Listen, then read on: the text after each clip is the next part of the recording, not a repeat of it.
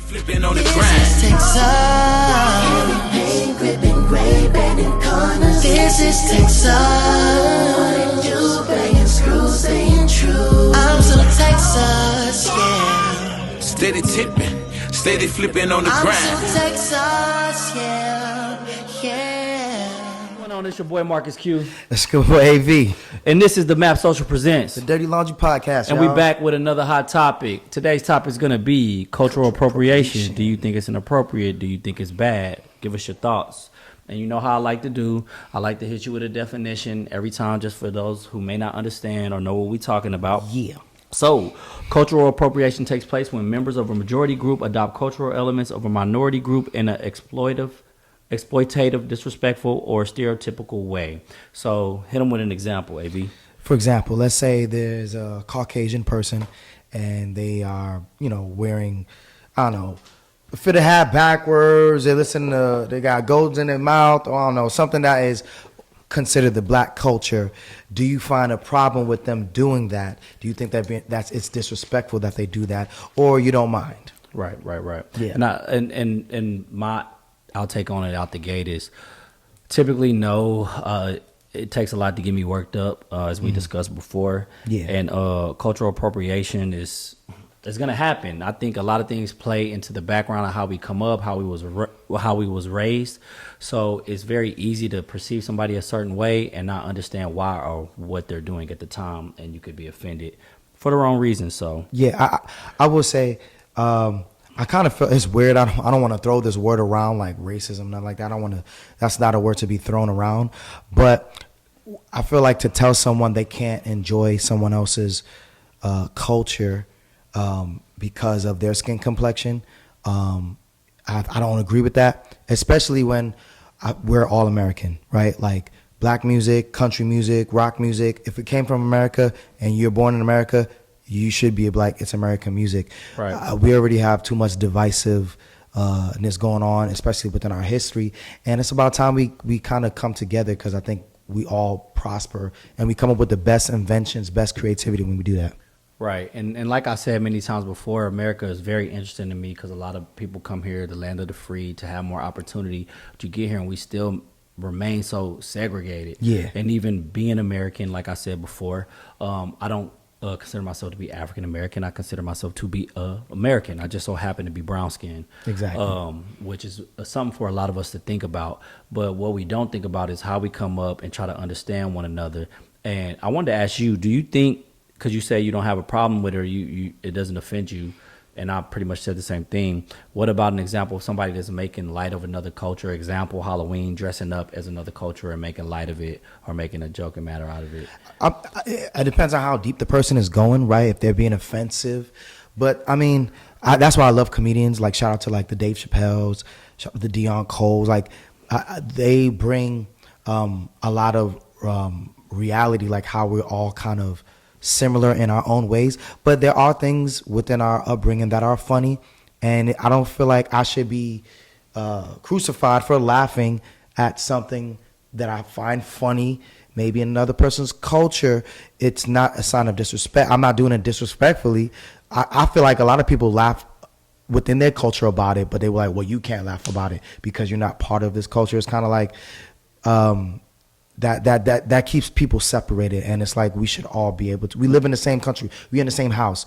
Like, I'm gonna eat the same foods you eat. Yeah, you made it. It doesn't. I'm not looking for ownership. It doesn't matter to me. Okay, that's great. Let's do a lead in. So, a good example. You got a homie that you become close with, that you met in the working environment, right? Mm-hmm. You're having to get together at your house. That's some bullshit. Now I gotta edit that. They're like, he finna say some bullshit.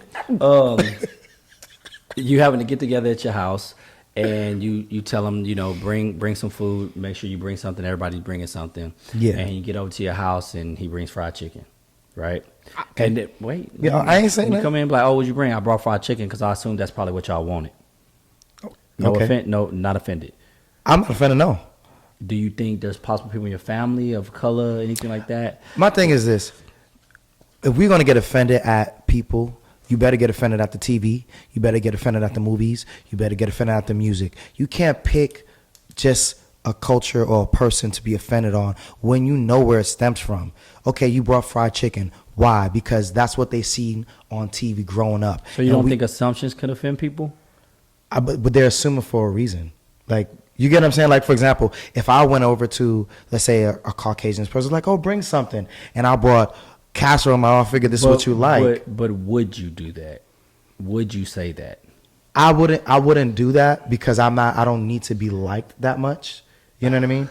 Other people, maybe they might do Slippery that. slope. Huh? It is a slippery slope, I'm not gonna lie. But are they being, some people ain't that smart. I'm sorry. They not. Yeah. That's what I mean. And if they're like, I want to bring something. They might be trying to just get in. Yeah, and maybe they do have some backstory within their family, and they're like, look, I don't want to come off a certain way, and they may be trying too hard, but I'm not going to crucify them to the point where it's like, you know, yeah, I might say something about it, but I don't think it's something to be going hard at people about, because it get messy, and it don't need to go there.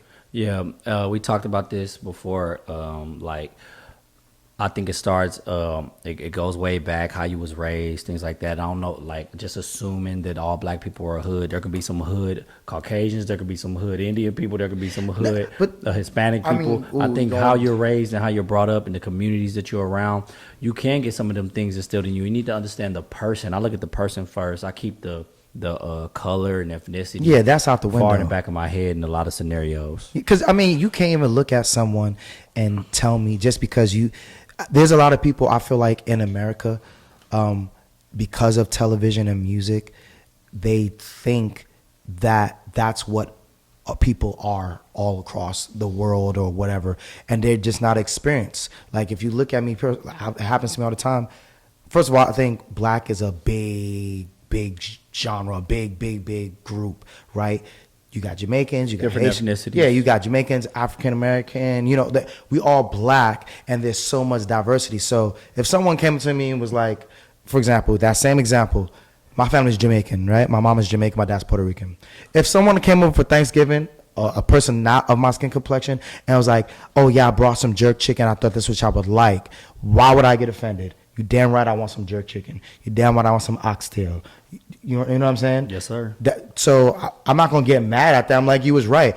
My thing is, if you're going to assume, you better be right. Don't come bringing some other stuff thinking that's my family. That's what I was raised on. You don't know me. Your skin complexion doesn't tell you how a person was raised. Like I've told you in multiple conversations, it hardly ever comes up in my mind. The only place where it comes up, where it starts to manifest and comes to the front of my mind, is corporate America, man. And it's weird because I think corporate America, like I said, it reminds me almost of like segregated when I worked in corrections. Like, you stay in certain groups, and I do feel like I lost opportunities, and I could be in my own head, I could be wrong, maybe I just wasn't the best. Yeah. But I lost opportunities based off skin color, and we talked about how amazing it would be where you can be vetted for a job without those questions being asked, like race, ethnicity, what you identify as. And you can go before Gender. an employer, and they don't get they get the professional background, but they don't see who and what you are, what you identify as, until you get right in front They of have the these person. assumptions, but that's put the heat back on corporate America. Yeah, but I put the heat on corporate America, even like me being an actor and being in that industry.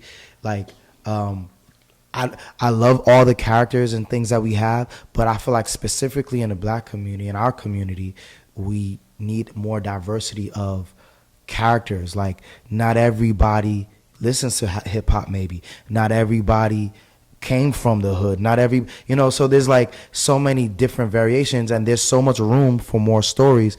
But to keep it on the cultural appropriation, if a person is rocking something, like same thing with reggae, one thing I love about Jamaican, like our culture, is like, we love when other people play in reggae.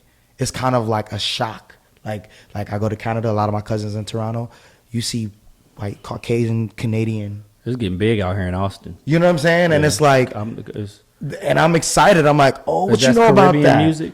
Yeah, Caribbean music. Yeah. But it's like just don't take credit for it, or don't be disrespectful to make it seem like, oh, this is our stuff. I was like, you don't, like, time out.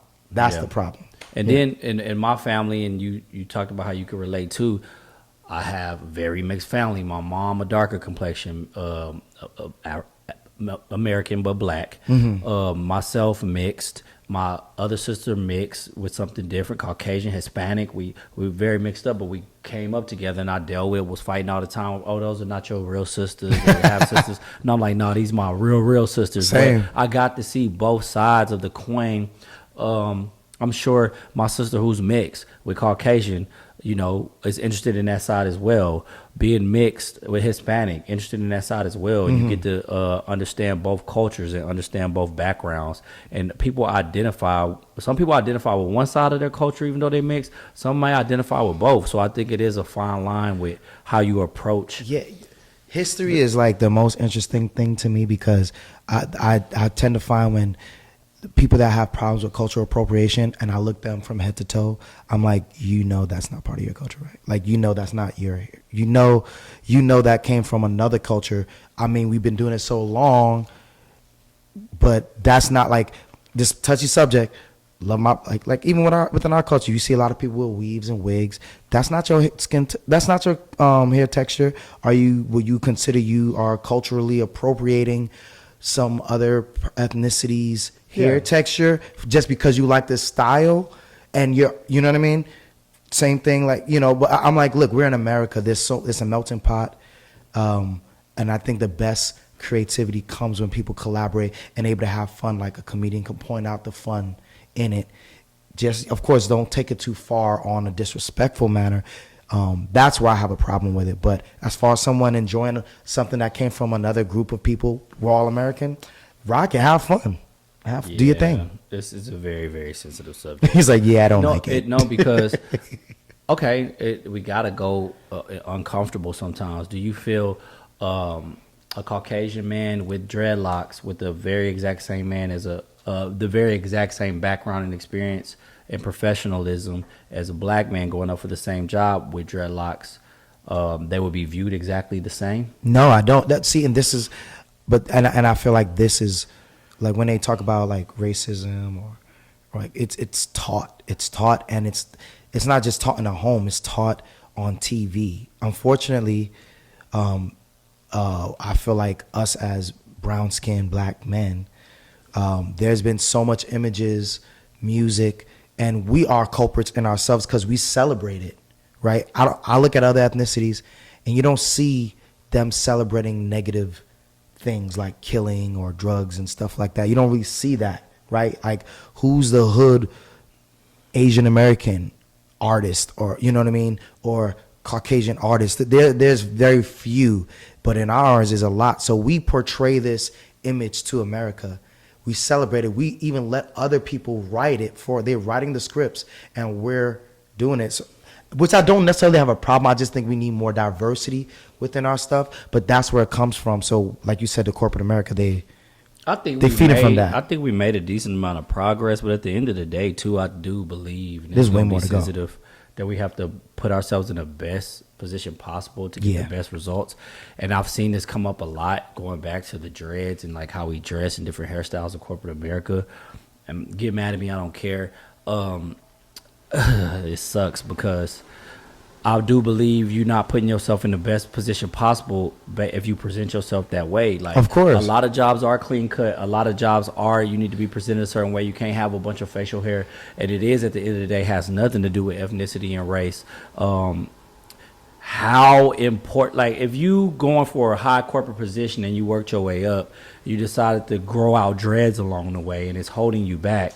Which one is more important? Exactly. Which one Cutting your dreads off is not going to take away who you are. But people, I get what you're saying. Like, because I do, like, some people feel like, well, I got to take my dreads away because I'm brown skinned. But this other person that might not be brown skinned, they don't see a problem with him having cornrows. Well, that's a different conversation to be had. But if you the only one in that space, then in your department, you know what I mean. I feel like you should put your.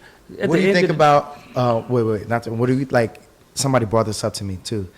Travis Kelce. You know how he was with old girl, and then he went to Taylor Swift, and he had a fade, and then people was like, oh, why he rocking that? He rocking that because he with a black girl, and then he switched to Taylor Swift, and it's kind of like you see a little different on the haircut. Did you have a problem with him having a fade? No, I didn't either, but I think some people will point out my problem was some people were calling it, oh, that's a Travis Kelce fade. And it's like now you giving credit, and no, we've been rocking fades forever. Did his hair change after he got with her? Well, you ain't seen them pictures? He looked like the Hulk. What if she said that's what she liked? That's cool. I don't care. I don't care. But that's why I'm like, give people the space and freedom to do what they do, as long as they're not disrespecting you. That's what I'm talking about. I was talking about this before too, and be honest, like, do you kind of know? Oh man, okay. I think it starts from with our group of people first. People that look like me. That's nigga. Of course, they're important to me, but I'm sorry. I thought my bad, y'all. I thought the mics weren't plugged in. I was like, well, listen, sorry. I'm sorry, bro. I'm making sure. Come on, just keep it going. Do you expect you go into an all black party? Do you expect a certain type of energy compared to going to a party that's not all black? Yeah, but what? Give me some examples. Light them up. Well, most of the time, and like I think when it's an all black party, people are like afraid that a fight might break out. People might be antisocial. Even your own people. Yeah, that's what I'm saying. But that's what I mean. If we think that of us, what do you think other people it starts think? From within. It doesn't. But I mean.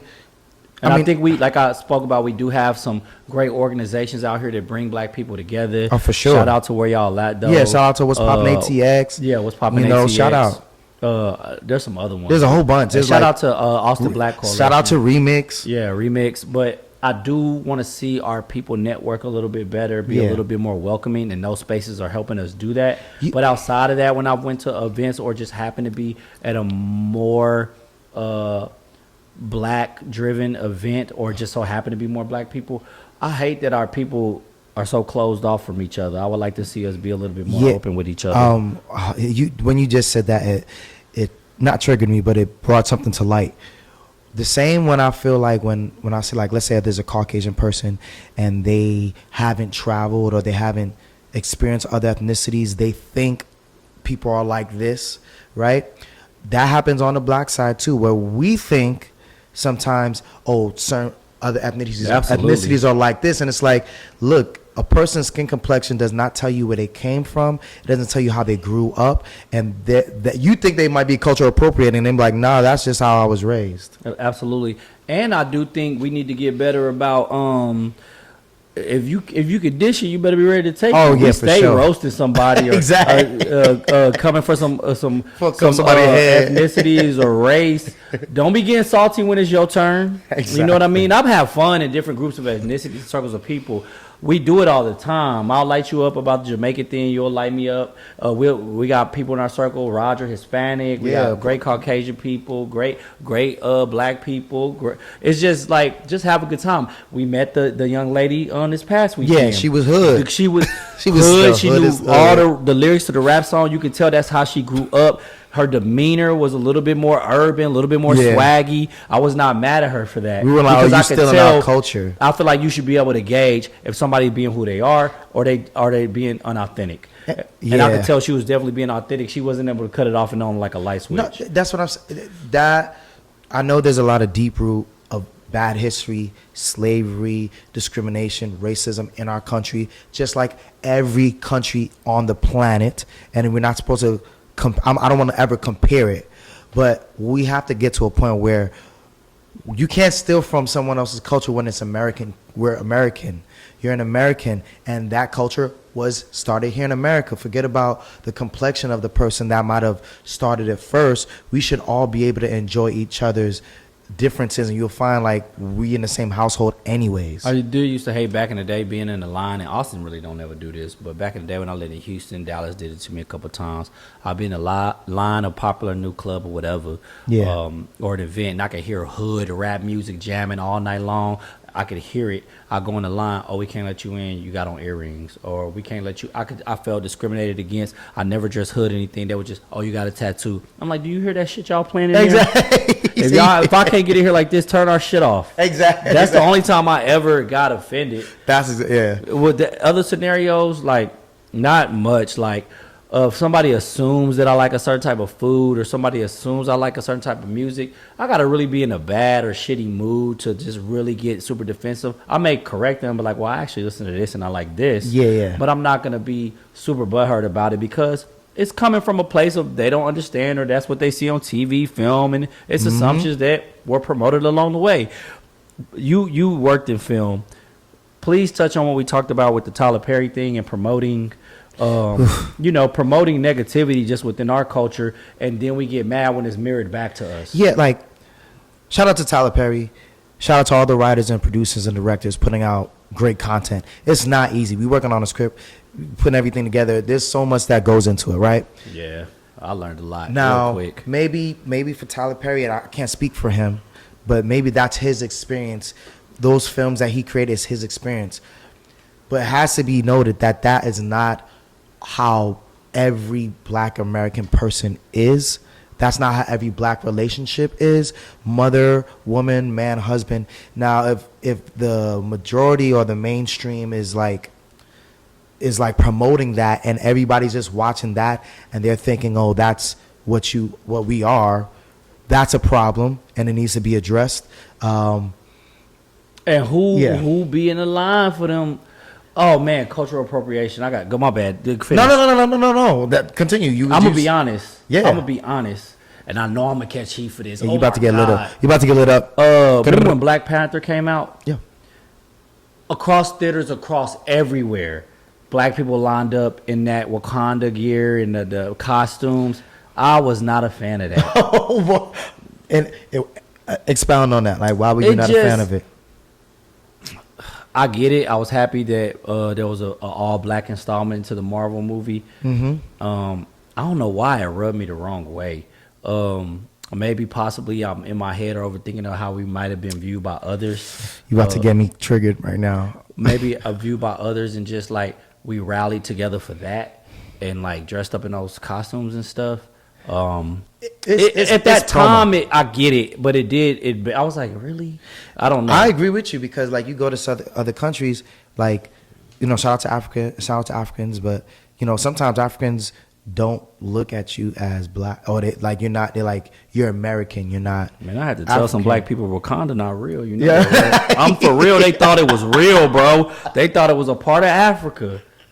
But even with that, like when I look at like Burna Boys and WizKid and all, they don't get it wrong. Like they're rocking American fashion. They're rapping. You got people all over the globe rapping. We made that here. Americans made that here. I'm a first generation. My dad is from Puerto Rico, half Puerto Rican, half Jamaican. Born here in America, diverse. Went to high school in Germany, military brat, whatever. At the end of the day, I rep America because this was where I was born, but I also rep Jamaica and Puerto Rico because that's where my family is, where I'm not going to show love. Yeah, and San Antonio Spurs. And yeah, the New York I got Knicks, options. I like what I like. Giants, safety, but that's it. Just the Giants and Knicks and Spurs. Okay. You did kind of jump. Who was? Oh, you did. You celebrated UT's win this past. I don't got a weekend. college football team. Yeah, you sure did. We in Austin. You gonna get mad at me? We getting the essence of a bandwagon buddy over here. Nope, that's not true. But yeah, nah, for real. Like, I think people need to be more mindful of why people may approach situations they do, why they may view things the way they do. It's a very sensitive topic, but you also got to get out your feelings, man. We got to progress, and I think we have come a long way in a sense. Shout out to us, especially to my people. Like, make sure we come together and try to be more positive and mindful, because I think we are a very interesting and curious ethnicity. Yeah, we just so diverse, and I think we only scratching the surface. Yeah, and not realizing like, oh, that's part of our culture. That's part of our culture. You know, you got cultural appropriation, and then you got cultural appreciation. The difference between the two is that cultural appreciation, you're trying to understand somebody's culture or background because you're interested, and it's coming from a genuine and positive light. Appropriation is just taking something from somebody's culture, trying to make light of it, make fun of it, or use it to your own selfish needs and likes. That's the difference between the two, and understanding the difference. Yeah, and in that sense, I do have a problem with that, in a sense of you're trying to benefit or take credit for another culture's creative ideas, and while also frowning on those people, making it seem like you came up with it.